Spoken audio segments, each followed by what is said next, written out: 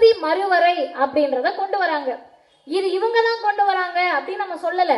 ஆனா இவங்க என்ன பண்றாங்கன்னு கேட்டா, மக்கள் தொகை கணக்கெடுப்பின் அடிப்படையில், மக்கள் தொகை அடிப்படையில தான் இது நடக்கும், இது எப்பவுமே அப்படிதானே நடக்குதுன்றாங்க. ஆனால் தமிழ்நாட்டின் முதலமைச்சர் தான் முதல் நபராக, இந்தியாவிலேயே முதல் நபராக அதை கண்டுபிடித்து, நீங்கள் மக்கள் தொகை கணக்கெடுப்பின்படி மக்கள் தொகை அடிப்படையில் நாடாளுமன்ற உறுப்பினர்களை ஒதுக்கினால் தமிழ்நாட்டுல 8ல இருந்து 10 சீட்டு குறையும். கொஞ்சம் ஆபத்தை புரிஞ்சுக்கங்க. 39 பேர்ன்றது 30ஆக மாறலாம், 29ஆ மாறலாம்.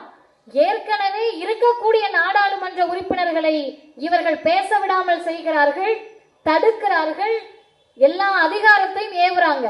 இதுல நாடாளுமன்ற உறுப்பினர்களுடைய எண்ணிக்கை குறைந்தால் உங்களுடைய குரல் வலிமை இல்லாமல் போகும். தமிழ்நாட்டு மக்களுடைய குரல் ஓங்காது. தமிழ்நாட்டுடைய மக்களின் குரல் பாசிச மோடி அரசினுடைய காதுகளை எட்டாது.